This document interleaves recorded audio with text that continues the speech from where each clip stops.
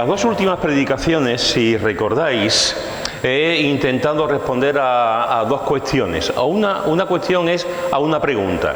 He intentado responder una pregunta. La pregunta, que creo que es importante, muy importante, siempre es importante, pero en los días que vivimos posiblemente más todavía, y la pregunta es: ¿qué cuesta ser cristiano? ¿Qué cuesta ser cristiano? Y te he dicho que cuesta, que te costará tu propia justicia, que te costará luchar cada día contra tus pecados, que te costará tu amor a la comodidad y a lo fácil, que te costará el favor del mundo y la muerte de tu yo. Después te he comentado lo que el cristianismo no es, lo que el cristianismo no es. Y te he dicho que el cristianismo no es fundamentalmente un sistema de creencia o un cuerpo de doctrina. Te he dicho que no es fundamentalmente un código de conducta. Te he dicho que el cristianismo no es fundamentalmente un culto. Y te he dicho que el cristianismo no es fundamentalmente una herencia que pasa de padres a hijos. Hoy me gustaría ver con vosotros lo que de verdad significa ser cristiano. Lo que de verdad significa ser cristiano. Ojo, no voy a hablar todavía de cómo se logra ser cristiano. Eso lo haré más adelante. Porque además es importantísimo que entendamos cómo se logra ser cristiano. Lo que te voy a compartir hoy, con la Biblia por delante y con la ayuda del Espíritu Santo, es lo que significa ser cristiano en el mundo en el que vivimos, y que muchas veces nosotros los propios cristianos tampoco sabemos exactamente lo que significa ser cristiano. En primer lugar, quiero decirte que ser cristiano es conocer a Cristo.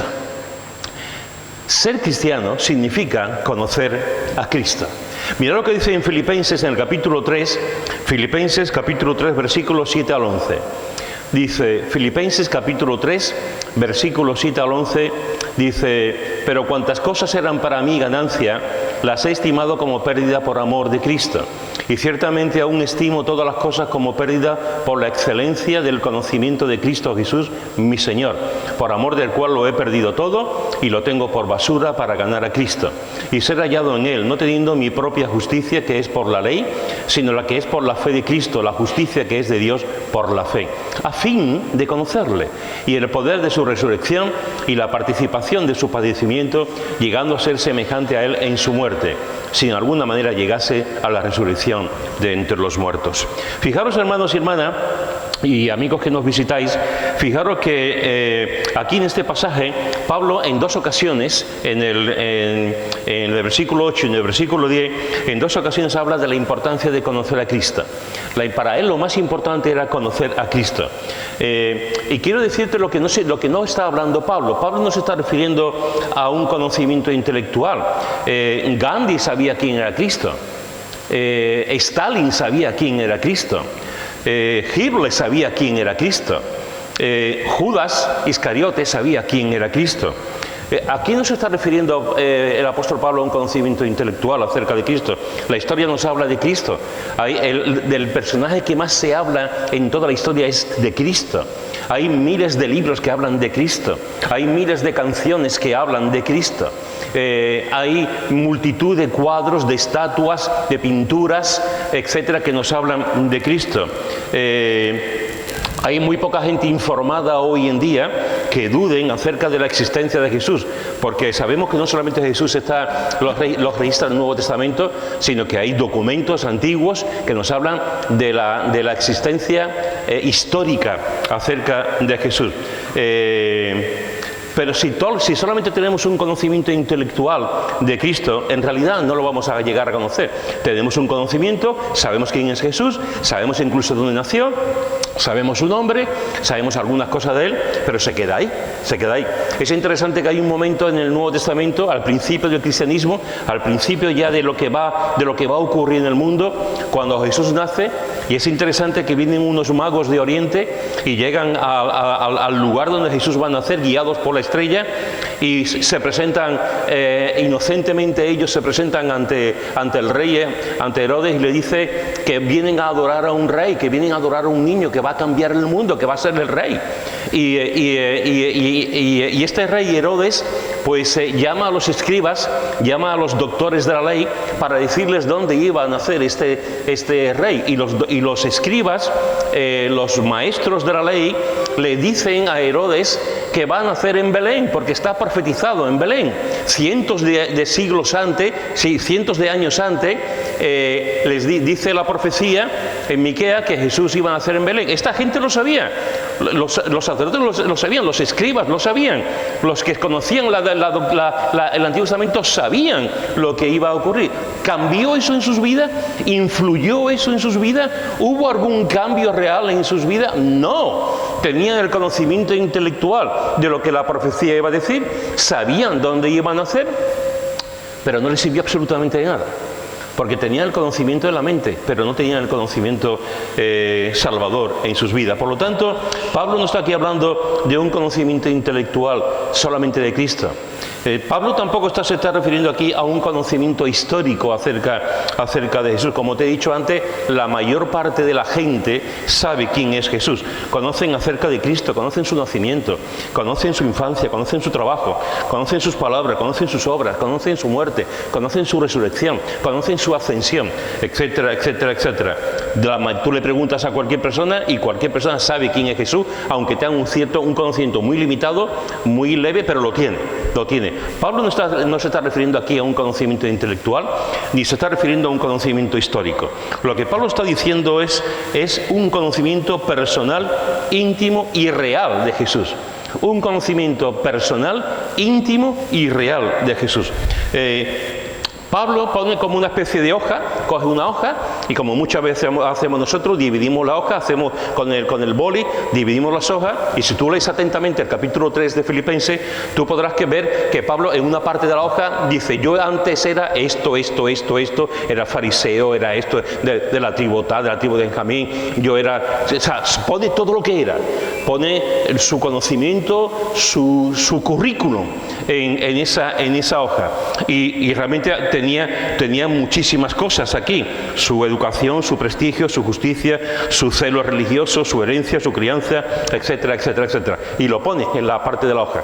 Pero la otra parte de la hoja pone conocer a Cristo. Conocer a Cristo. En una parte pone todo lo que era, todo lo que consiguió, todo lo que hizo desde su infancia. En la otra parte solamente pone conocer a Cristo. Para Pablo, lo más importante era conocer a Cristo. Conocer a Cristo. Eso era lo más importante para eso. Y él entendió que todo lo que tenía no servía para nada, que era como basura. Todo era basura, todo lo daba por perdido, y eran cosas que humanamente hablando, incluso religiosamente hablando, eran muy importantes, pero para él lo perdió todo, era como basura, porque para él lo más importante era conocer a Cristo. Juan, en el capítulo 17, en el versículo 3, nos dice algo muy importante. Dice: y esta es la vida eterna, dice Jesús, esta es la vida eterna, que te conozcan a ti, al único Dios verdadero, y a Jesucristo a quien has enviado. El propio Jesús está diciendo que la vida eterna es conocer al Padre y conocerlo a Él. Y conocerlo a Él. Él ha venido para que el mundo le conozca. Él ha venido para que la gente le conozca. No solamente los mayores, los adultos. Él ha venido para que todo tipo de personas, niños, jóvenes, mayores, todo tipo de personas puedan llegar a conocerlo. Llegar a conocer a una persona solamente se puede hacer con una relación personal con la persona. Yo puedo conocer, sabéis que a mí me gusta mucho Nadal. Yo puedo conocer mucho acerca de Nadal. Yo puedo saber todos los trofeos que ha ganado Nadal. Yo puedo saber los países donde ha competido Nadal. Yo puedo saber cuánto Grand Slam tiene Nadal. Yo puedo saber cómo se llama la mujer, cómo se llama su hijo. Yo puedo saber muchísimo acerca, incluso la comida preferida de Nadal. Yo puedo saber mucho acerca de Nadal, pero yo no conozco a Nadal. Yo no tengo ni la menor idea de cómo es humano, no sé cómo es, sé cómo habla a través de los medios de comunicación, pero yo no me he sentado nunca con él, no he charlado nunca con él, no hemos llorado, no hemos reído, no nos hemos abrazado, no ha habido una interconexión entre los dos. Yo conozco acerca de Nadal, pero no conozco a Nadal. Yo tengo información de Nadal, pero no conozco en realidad a Nadal. Y eso puede pasar exactamente con Cristo. Podemos tener conocimiento acerca de Cristo, podemos saber acerca de su deidad, acerca de su persona, acerca de su humanidad, podemos saber acerca de sus milagros, podemos saber acerca de las afirmaciones que él hizo de sí mismo, podemos saber sus promesas, podemos saber lo que hizo con los apóstoles, podemos saber sus demandas, etcétera, etcétera, etcétera. Pero si no tenemos tenemos una relación personal con Cristo, si no tenemos una relación íntima con Cristo, si no tenemos una relación real con Cristo, conoceremos acerca de Cristo en cuanto a información, pero no tendremos una relación con Cristo plena.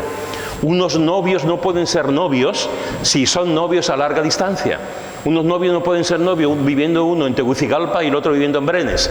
Es imposible. Los novios tienen que conocerse personalmente, tienen que estar juntos, tienen que charlar, tienen que pasear, tienen que decir las cosas buenas, sus cosas malas, porque es la única manera de conocerse. Tú puedes conocer mucho hablando por internet, por el móvil, pero en realidad ese conocimiento no es un conocimiento real, porque no estás viendo sus ojos, porque no estás viendo su piel, porque no estás escuchando su voz. Y llegará un momento en que eso puede ser bueno, pero llegará un momento en que demandará más. Esa relación demandará más y demandará estar juntos. Tú no puedes conocer a una persona si no te relacionas con la persona. Tú no puedes conocer a tu hijo, por muy hijo tuyo que sea, si no pasas tiempo con tu hijo. El ser cristiano, una de las cosas que significa es conocer a Cristo íntimamente, conocer a Cristo personalmente y conocer a Cristo realmente. Eso es lo que significa el conocimiento de Cristo. Pero no solamente llegar a conocer a Cristo en un momento dado. El apóstol Pedro en su segundo libro, en el capítulo 3, en el versículo 18, dice una cosa que es muy importante. Porque el apóstol Pedro dice: antes bien, crecer en la gracia y el conocimiento de nuestro Señor Jesucristo, de nuestro Señor y Salvador Jesucristo. Pedro dice que tenemos que crecer en la gracia y Pedro dice que tenemos que crecer en el conocimiento de Cristo. No solamente es aquel día en que tú encontraste a Cristo, no solamente aquel día en que recibimos el perdón de pecado, tenemos que seguir creciendo cada día en el conocimiento de Cristo. Y aquí es donde muchas veces metemos la pata. Y aquí es donde muchas veces vemos que hay creyentes que no crecen en Cristo. Y aquí es donde vemos que muchas veces los creyentes se vuelven. El domingo pasado, el miércoles pasado, estábamos hablando en el estudio bíblico, estábamos hablando de la inmadurez y de la carnalidad. Una parte importante de la iglesia hoy en día es una iglesia carnal. Una parte importante de la iglesia hoy en día, y estoy hablando de manera general, es la inmadurez por parte de los creyentes. Estamos contemplando el conocimiento de Cristo. Llega un momento en que creemos en Cristo, pero después no nos esforzamos a continuar, no nos esforzamos en su conocimiento, no nos esforzamos a conocerlo plenamente, íntimamente, realmente. Hemos creído en Cristo, tenemos el sabor de la salvación en nuestra alma, sabemos a dónde vamos a ir, pero no nos preocupamos en madurar, no nos preocupamos en crecer, no nos preocupamos en ser espirituales, El gran problema que tiene hoy en día la iglesia evangélica, a mi entender, uno de los grandes problemas que tiene, es que hay muy poca gente espiritual, hay muy poca gente madura. La espiritualidad se está terminando, se está acabando, y estamos contemplando una cosecha de iglesias y de creyentes que viven en la carnalidad y que viven en la inmadurez, y no pasan el tiempo suficiente para conocer a Cristo íntimamente, realmente, plenamente. ¿Cómo conocemos a Cristo en la realidad? Conocemos a Cristo pasando tiempo con Él.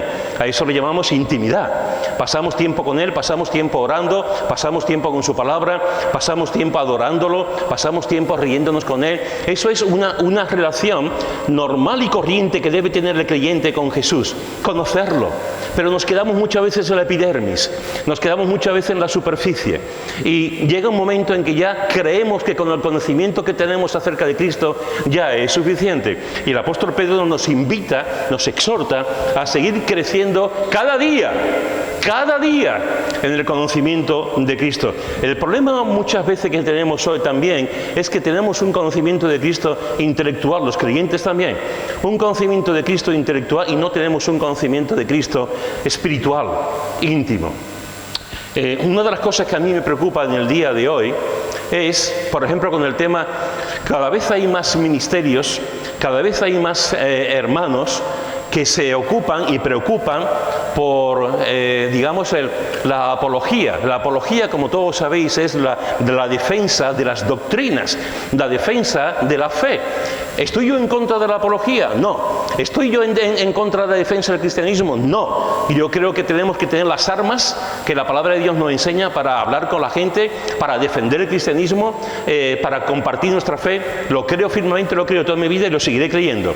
Pero una cosa es tener las armas, tener los textos, los versículos, las razones para compartir nuestra fe aquí, en la mente, y otra cosa es tenerlo en el corazón. Creo que estamos yendo a un lugar, a un sitio que es sumamente peligroso, que es la intelectualización de nuestra fe. Que es solamente que nuestra fe esté solamente en la mente. En su tiempo, Carlos Spurgeon, en su tiempo él creó un seminario porque decía que los seminarios que había en aquel momento llenaban la mente de los estudiantes, pero no llenaban el corazón de los estudiantes. Y él creó un seminario para que los estudiantes no solamente llenasen la mente de información bíblica, sino que también llenasen su corazón. Que pasa hoy en día exactamente lo mismo. Hay veces que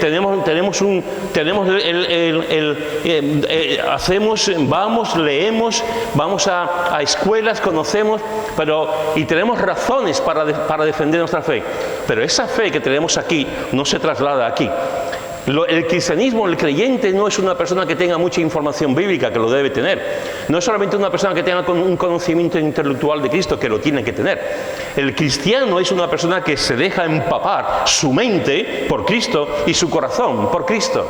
Es una persona que realmente se pone a los pies de Cristo como María y se empapa de la enseñanza de Cristo, pero no por un conocimiento intelectual, sino por una necesidad vital en su vida de estar creciendo a la imagen y semejanza de Cristo. De estar enamorándose de Cristo continuamente, de ir creciendo en Cristo cada día, de ir rindiéndose a Cristo cada día. Si tú tienes un conocimiento intelectual en tu vida de Cristo y no hay un cambio en tu vida, algo marcha mal, algo anda mal. Si tú llevas 20 o 25 años en el Señor y te has quedado aquí y no vas madurando, no vas creciendo y no andas espiritualmente, algo anda mal, algo va mal, algo no funciona. Porque el cristiano es aquel que va creciendo en el conocimiento de Cristo. Y no solamente tiene información en su mente, sino tiene calor en el alma, tiene calor en el corazón y desea realmente hacer lo que el Señor le dice. Ser cristiano, hermanos y hermanas, es conocer a Cristo íntimamente, realmente, apasionadamente, personalmente. Es conocer a Cristo y ser maduro en Cristo y vivir espiritualmente. ¿Cuántas veces escuchas tú en la iglesia la palabra espiritualidad? ¿Cuántas veces escuchas tú en la iglesia creyentes espirituales? ¿Cuántas veces escuchamos oraciones espirituales? ¿Cuántas veces vemos a gente espiritual? ¿Cuántas veces vemos incluso en el liderazgo a personas espirituales? Y la Biblia nos dice que tenemos que ser espirituales y que hay dos tipos de creyentes, los carnales y los espirituales. La cuestión es, ¿en qué grupo estoy yo? ¿En el grupo que me conformo con el conocimiento que tengo acerca de Cristo? ¿O con el grupo que está aspirando cada vez más a conocer a Cristo y a dejarse transformar? Y que conoce a Cristo intelectualmente, y podemos hablar de las razones con la gente por las que yo soy cristiano, pero esas razones tienen que llegar a mi corazón y transformarme y moldearme y hacerme realmente más a la semejanza de Cristo. Por lo tanto, cuando estamos hablando de qué significa ser cristiano, te estoy diciendo que ser cristiano es conocer a Cristo personalmente, íntimamente, realmente. En segundo lugar, ser cristiano es confiar en Cristo. Es confiar plenamente en Cristo. Y te voy a poner 2 o 3 ejemplos. Podría decirte lo que significa la palabra confiar en hebreo, te podría decir lo que significa la palabra confiar en griego, te podría decir todo un sistema que tiene que ver con la confianza, con la fe, te lo puedo decir. Tú mismo lo puedes averiguar también en la Biblia. Pero te voy a poner ahí tres ejemplos de lo que significa realmente confiar en Cristo. Confiar en Cristo significa que acudes a Cristo cuando te hundes. Cuando tu casa se derrumba, cuando tus ideas se derrumban, cuando tus emociones se derrumban, cuando todo lo que tú has hecho se derrumba, cuando tu vida está arruinada, en ese momento es cuando tú te das cuenta de si confías en Cristo o no confías en Cristo. ¿Recordáis al apóstol Pedro? ¿Recordáis al apóstol Pedro en el agua? ¿Recordáis a Jesús que está pasando por el agua? ¿Recordáis que la gente está diciendo, viene un fantasma, viene un fantasma? Y Jesús dice, no, soy yo, no temáis. Y se acerca a la barca. Y Jesús, y están allí todos los apóstoles en la barca, y Jesús le dice, podéis venir si queréis, va a andar. Y el único que se atreve a andar por el agua es Pedro, el impulsivo Pedro, el hombre de fe de Pedro. Y Pedro se tira al agua y empieza a andar por el agua. Y los demás se quedan acurrucados en la barca. Los demás se quedan allí sin tomar la iniciativa. Qué fácil es hablar de los que se hunden cuando los demás no hacen absolutamente nada. Qué fácil es hablar de los que hacen cosas y los que no hacen cosas se ponen a criticar. Qué fácil es estar hablando de la gente en la comodidad de la barca. En la comodidad de la barca. Allí Pedro se tiró al agua y empezó a andar. Pero claro, cuando llega un momento en que vio el fuerte viento y sintió el fuerte viento, y Pedro empezó a pensar, ¿yo qué estoy haciendo aquí? ¿Y yo qué estoy haciendo aquí? Yo me voy a hundir, esto no. Y Pedro se hundió. ¿Recordáis lo que ocurrió? ¿Recordáis lo que pasó? Pedro no hizo ningún tipo de declaración doctrinal. Pedro no hizo un curso de salvamento marítimo. Pedro no le dijo a otro de los discípulos, enseñarme el agua. Él sabía nadar. Se estaba hundiendo allí. Y hay un momento en que Pedro se está allí metiéndose en el agua y dice, Señor, sálvame. Señor, sálvame. Lo único que hizo, la única oración que salió de su corazón, es además que era así, que si no se moría. Señor, sálvame. ¿Y qué es lo que hizo Jesús? Le extendió la mano y lo sacó. Le extendió la mano, lo sacó, lo metió en el barco. ¿Qué es lo que hizo Pedro? Confiar. Confiar. Conocer a Cristo significa confiar. Cuando todo en tu vida se derrumba, cuando el barco se mete en el agua, cuando todo en tu vida se acaba, lo único que te queda es confiar. Cuando vienen las olas malas, cuando vienen los terremotos, los maremotos, cuando vienen las situaciones, las incomprensiones, cuando viene la soledad, cuando viene la tristeza, cuando viene la persecución, cuando viene que no sabes muy bien por qué tirar, por dónde tirar, qué hacer, lo único que queda es, Señor, sálvame. Señor, sálvame. Y ahí estás tú en ese momento, ahí estás tú demostrando tu confianza en Cristo. Ahí estás tú en ese momento diciendo exactamente lo que hay en tu corazón. Creo en Cristo y sé que el único que puede salvarme es Él.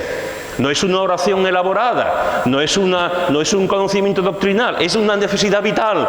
Porque me muero, porque me muero. Señor, sálvame. Y el Señor extiende su mano y te levanta del agua. Confiar en Cristo, confía en Cristo cuando te hundas. Cuando te hundas, no te queda más remedio que confiar plenamente en Cristo. Y ahí se ve la fe del creyente cuando confía plenamente en Cristo. En segundo lugar, ser cristiano es confiar en Cristo no solamente cuando te hundes, sino cuando parece que todo se acaba. Cuando parece que ya el libro va llegando al final, fin. Cuando parece que la película va llegando ya al final también. Cuando parece que ya nuestra vida ha pasado ya unos ciertos años y parece que todo va a acabar, que ya se va a terminar. Confía en Cristo cuando parece que todo se acaba. ¿Os recordáis al ladrón en la cruz? ¿Recordáis que estaba allí? ¿Recordáis que el ladrón en la cruz llega un momento en que realmente él ve a Cristo? Él ve a Cristo y se da cuenta quién es Cristo. Y no, antes ha visto al delincuente, antes ha visto a un hombre que estaba allí clavado, antes ha visto a alguien que los romanos lo pusieron allí, antes ha visto cómo lo han vituperado, antes ha visto cómo se han burlado de él. Pero no entendió, no vio el ladrón realmente quién era, hasta que pasó un tiempo. Hasta que pasó un tiempo y mirando más atentamente a Jesús dijo, este hombre es diferente. Este hombre no es como el otro ladrón, ni como yo. Este hombre es diferente, está actuando de forma diferente, habla de forma diferente, mira de forma diferente. Este hombre no es como yo. ¿Recordáis lo que allí está acabando su vida? Son horas lo que va a terminar. En un momento, en un plis-plas, este hombre va a morir. Igual que Jesús, igual que el otro ladrón. ¿Y qué es lo que hace el ladrón en la cruz? Acuérdate de mí cuando vengas en tu reino. Acuérdate de mí cuando vengas. Allí está ese hombre que comenzó viendo a Jesús como un hombre y acaba terminando de ver a Jesús como un Dios, como Dios. Acuérdate de mí. Y aquí está diciendo una verdad tremenda. Este hombre no lo sabía, pero este hombre está diciendo una verdad bíblica por los cuatro costados. Este hombre está diciendo, tú vas a volver, tú vas a resucitar. tú vas a continuar, la muerte no va a ser tu lugar. Acuérdate de mí cuando vengas. Él sabe, este hombre no ha ido a ninguna clase en la iglesia, no ha ido a ningún curso de doctrina, no ha escuchado a ningún pastor predicar. No, este hombre en su oración, en su interior, el discernimiento que tuvo fue: acuérdate de mí cuando vengas en tu reino. Acuérdate de mí cuando vengas en tu reino. Él sabía que Jesús iba a volver. Y él clama, confía en Jesús. Y no solamente él toma la decisión, él confía plenamente en Cristo, sino que además tiene el privilegio, el gozo, la dicha, la alegría de escuchar a Jesús. Y Jesús le dice: dentro de 4 días estarás conmigo. Dentro de 2 meses estarás conmigo. ¿Qué es lo que dice Jesús? ¿Qué es lo que le dice Jesús? ¿En qué tiempo le está hablando? Hoy estarás conmigo en el paraíso. Hoy, ponle paraíso, ponle cielo, ponle lo que tú quieras. Con Él. Hoy estarás conmigo en el paraíso.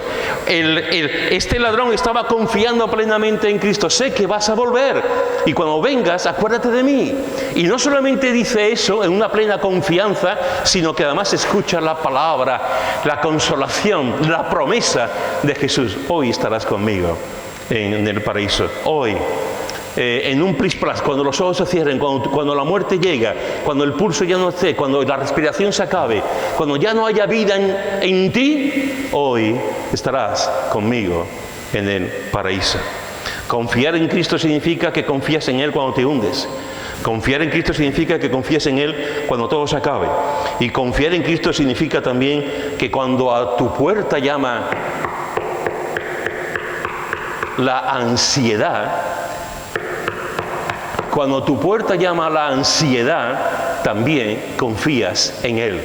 Dice el apóstol Pedro en un texto que todos conocéis: echando toda vuestra ansiedad sobre Él, porque Él tiene cuidado de vosotros. Echando toda vuestra ansiedad sobre Él, porque Él tiene cuidado de vosotros. Fijaros que dice el texto: echando toda vuestra ansiedad.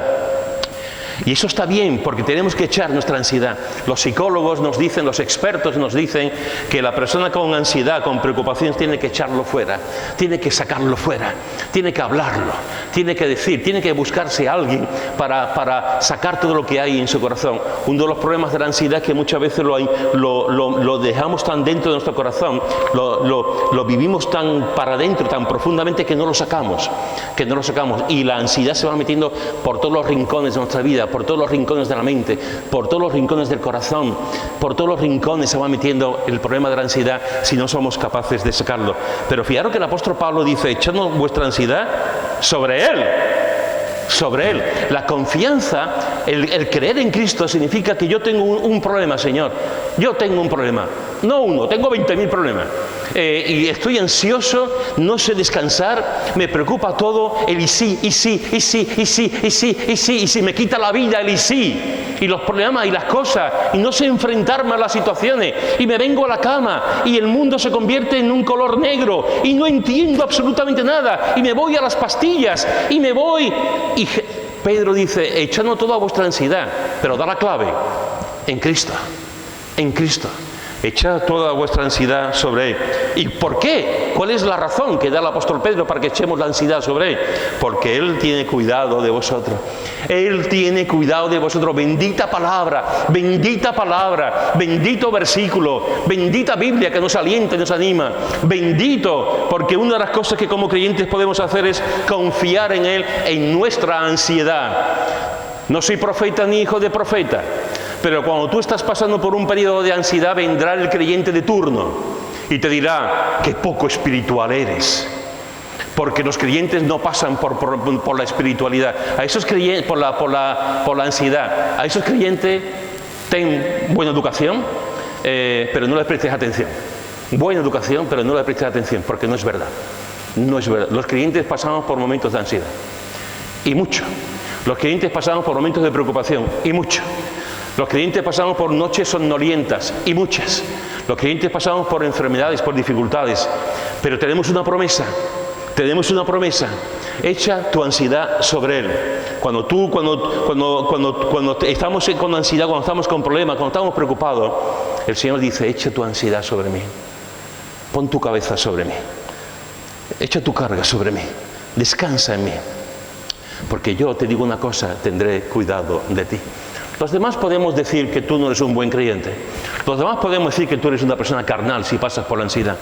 Los demás podemos decir, leer la Biblia. Pues si esa persona sabe que tiene que leer la Biblia, el creyente sabe que tiene que leer la Biblia. Y nos vamos siempre a las 3 o 4 cosas que hacemos siempre. Leer la Biblia. Pero si yo llevo ya 2 horas leyendo todos los días la Biblia, lee 2 horas y cuarto. No, vale, lee 2 horas y cuarto. O ora. Si yo oro, me levanto todos los días a las 7 de la mañana, levanto hasta las 6 para orar. Pero si esas cosas lo sabemos. Esas cosas sabemos, todos sabemos las respuestas bíblicas evangélicas que damos cuando la gente pasa por ansiedad.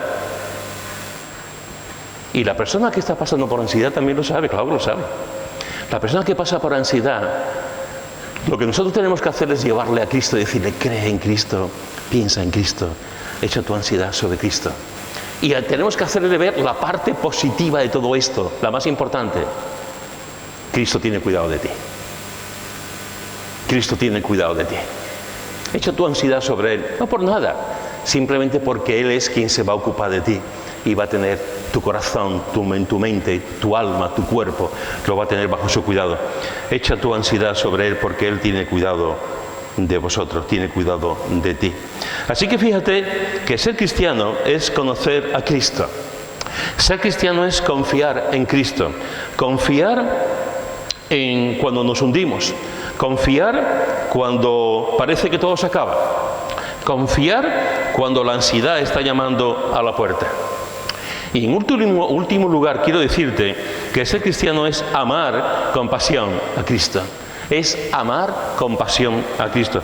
En Filipenses, en el capítulo 3, otra vez, en el versículo 7 y 8 dice, pero cuantas cosas eran para mí ganancia, las he estimado como pérdida por amor de Cristo. Y ciertamente aún estimo todas las cosas como pérdida por la excelencia del conocimiento de Cristo Jesús mi Señor, por amor del cual lo he perdido todo y lo tengo por basura para ganar a Cristo. En 2 ocasiones, aquí igual que en 2 ocasiones habla del conocimiento de Cristo, en este texto en 2 ocasiones habla del amor a Cristo, del amor a Cristo. Pablo, por amor a Cristo, lo perdió todo. Pablo, por amor a Cristo, lo perdió todo. Hudson Taylor, por amor a Cristo, se fue a China como misionero y pagó un precio enorme por irse a la China como misionero. Pero se fue por amor a Cristo. Podía haber seguido en Londres, podía haber hecho allí una buena carrera, podía haber vivido como tantos otros allí, lo podía haber hecho, podía haber servido en la iglesia, sí, pero Hudson Taylor decidió un día renunciar a todo para irse a China, que en aquel momento China era, para irse a China a predicar el Evangelio. Guillermo Carey lo perdió todo por amor a Cristo y se fue a la India a predicar el Evangelio. Guillermo Carey tenía mucho conocimiento, hablaba varios idiomas, era un hombre muy culto, podía haber estado en Londres, podía haber estado allí, continuar su vida, haberse casado y tener su hijo allí, pero decidió irse a la India. ¿Qué se le perdió en la India? Nada. Lo que estaban perdidos eran los indios. Y fue allí a la India a predicar el Evangelio y lo dejó todo por amor a Cristo. Los mártires lo perdieron todo, incluso su vida, por amor a Cristo. Los mártires perdieron todo lo que eran por amor a Cristo. Perdieron sus propiedades, sus casas, sus trabajos y sobre todo perdieron su vida por amor a Cristo. Sufrieron el martirio por amor a Cristo. Los colportores españoles, de los que se habla muy poco, los colportores españoles perdieron su integridad, su seguridad, perdieron dinero, se burlaron de ellos, muchos le pegaron, estaban en las cárceles y todo porque empezaron a predicar el Evangelio. E iban por las ciudades y los pueblos de España a principios del siglo, final del siglo y principio del siglo XX, predicando el Evangelio, y su ganancia era la venta de libros y de venta de Biblia. Y podían haber, muchos de esos colportores eran gente muy cultivada, eran gente muy culta, eran gente que tenían conocimiento, eran personas pero sin embargo lo dejaron todo, lo perdieron todo para predicar el Evangelio. Iban con sus burras, con sus carromatos, con sus bicicletas por todas partes de España predicando el Evangelio. Tendríamos que tener un honor hacia ellos, un recordatorio hacia ellos, porque dejaron su sangre predicando el Evangelio, y una parte de esa sangre que está ahí, la tenemos nosotros aquí, su herencia la tenemos, porque el Evangelio siguió predicándose en España, pero a un precio enorme. Esos hombres y mujeres pagaron un precio enorme por amor a Cristo, por amor a Cristo. ¿Por qué te vas puerta por puerta predicando, llevando Biblias y libros? ¿Por qué vas a sitios? ¿Por qué te metes en hostales de mala muerte? ¿Por qué el cura y la policía te seguía y la Guardia Civil te echaban? ¿Por qué? ¿Por qué? Cuando podías estar en tu casa. Por amor a Cristo. Por amor a Cristo. Los apóstoles lo dejaron todo por amor a Cristo. Dejaron sus puestos de trabajo, dejaron sus familias, dejaron todo por amor a Cristo. Empezaron a ir mes tras mes con Cristo para cambiar el mundo. Pero antes de cambiar el mundo estaban apasionados por Cristo. Antes de entregarse al mundo y compartir el mundo y de evangelizar al mundo, estaban enamorados de Cristo. Venid y seguirme. Y lo siguieron. Venid y dejarlo todo. Y lo dejaron todo por amor a Cristo. Conocer a Cristo significa amar a Cristo. Amar a Cristo. El apóstol Pablo dice una cosa: espero que no te pongas malo, espero que no tiembles en tu silla, espero que no te enfades con él, porque no soy yo quien lo dice, espero que estés... Pero el apóstol Pablo dice en 1 Corintios 16, 22, dice: el que no amare al Señor Jesucristo sea anatema. El que no amare al Señor Jesucristo sea anatema, sea maldito.